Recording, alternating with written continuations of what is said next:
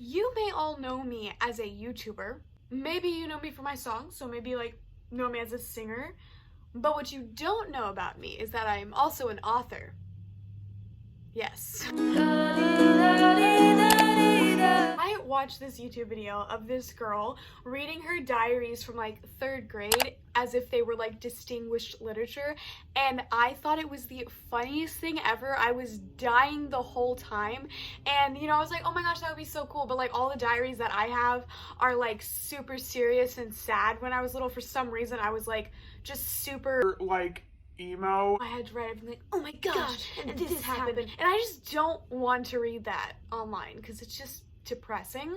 But when I was like 10 years old, I was obsessed with the idea of writing a book. I still kind of want to write books as I get older, but I really wanted to write stories. Like, that's just my biggest thing. I have tons of little booklets and just random journal entries of like the start of a book.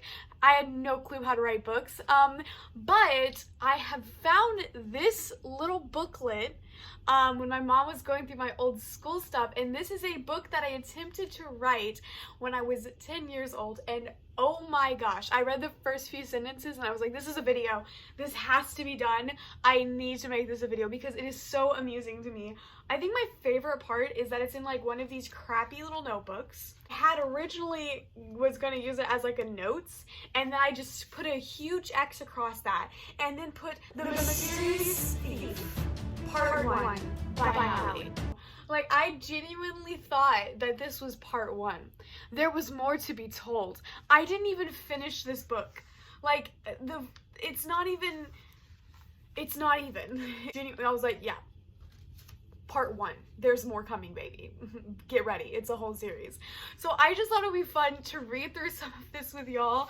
I want to say, at 10 years old, I was struggling with like reading and writing and stuff like that. So this is not even at a 10-year-old level, like, of writing. But I was just so determined. I was so determined. I wanted to be like famous for like writing a book as a 10-year-old. Like the 10-year-old who wrote this novel. Like, oh my gosh, we never knew a 10-year-old could be that smart. Like, I think that's what I had in mind, and yet here we are.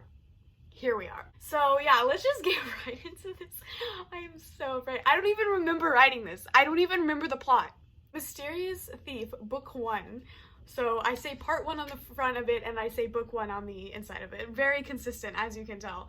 And this is dedicated to my 4 siblings, and I list my siblings' names. My 4 siblings. I have 3 siblings. My 4 siblings. Chapter 1, Sarah. Oh my. I also think this is a good time to reveal to you how horrifying my handwriting is. What is that? This is so hard. Oh, this is so embarrassing. Hot potato. Who has the hot potato? 1, 2, 3. Sang the 4th grade class at recess. Me again? Grown Thomas, who always lost at hot potato. This is so embarrassing. Recess bell is gonna ring soon. Let's give him a second chance, said Sarah, who I might as well tell you is the main character in this book, breaking the 4th wall in the 3rd sentence. Like, hey, just so you know, this is the main character. You know, like that whole thing in film where it's like, show, don't tell? No. As a kid, when I wrote, I was like, this is who this is. I don't know why I'm critiquing my 10-year-old self so hard. She was always helping or encouraging someone else. Everybody loved Sarah, but Sally. Sally was one of the bossiest kids in the whole school. She was a skinny, brown-haired girl with green eyes. She was always on her phone, even in class when the teacher was not looking. You could tell that when I wrote this, I was jealous of like people with phones, and I didn't have one, so I was like, she had a phone. Oh, she always had her phone on. Like, you can just see the jealousy. Like, I wanted a phone, clearly. So what do? I write the bully with the phone, because like, ew, phones. I don't need one of those. That's what the bully has. I love that for me. Nobody ever told on her, because if they did, she would tell her older brother, who was a big bully and loved to beat up little kids. He never fought kids his age because he was scared of them. I put scared of him instead of scared of them, but I just read it correctly because the amount of typos in this, if I stopped at every one, we would be here all day. It would be terrible. I love how she's not even the threat. She just goes and tattletales to her big brother, and for some reason her big brother isn't like, shut up, go away. He's like, yeah, I'll beat them up for you. so he like uses his little sister as an advantage to beat up little kids. What the heck is wrong with me? Why? Ring, ring, ring went the recess bell. Really? Always has to ring right when Jessica starts to text, complained Sally. Jessica was part of Sally's Girls Club, which was called Sally's Girls. The creativity. Jessica, I already read that. When everyone was seated at their desk, the teacher, I used the right there. Wow, look at me. The teacher began to speak. Class, I have an announcement to make. Tomorrow night at 7 o'clock, we will have our Valentine's sweet treat party. Now remember to bring something nice to eat. Here's the drawing of my teacher. No. Everyone started to cheer. Like middle school kids would not be like, yay, I get to go back to school. No, that freaking sucks. Like, no. The neat thing about Sarah's school, that is not how you spell neat. The neat thing about Sarah's school was on Valentine's night, they had a party where everyone brought a treat and the teachers made the dinner. That's actually lit. All the way home, the kids in the bus were talking about what they were going to bring to the sweet treat party.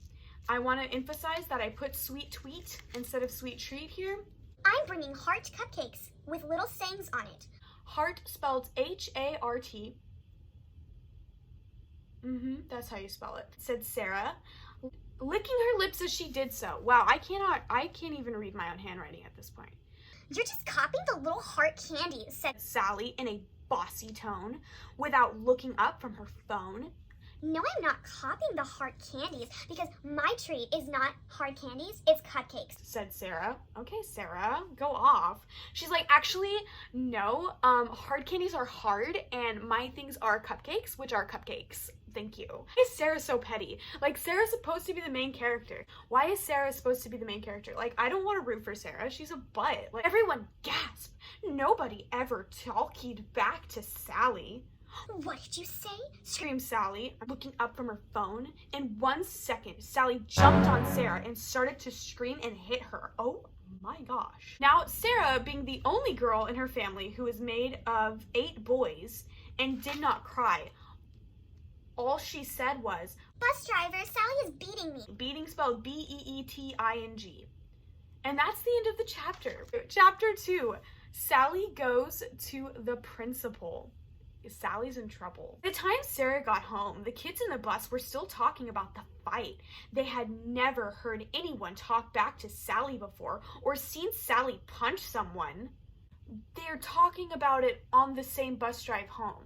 So it's not like they're still gossiping about it 5 minutes after it happened. Like, it would be different if 2 weeks had passed and it was still the talk of school. That would be like, hey, this is a big event that happened.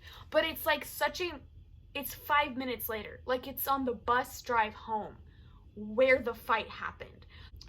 At this point in the story, I find it necessary to tell you more about Sarah.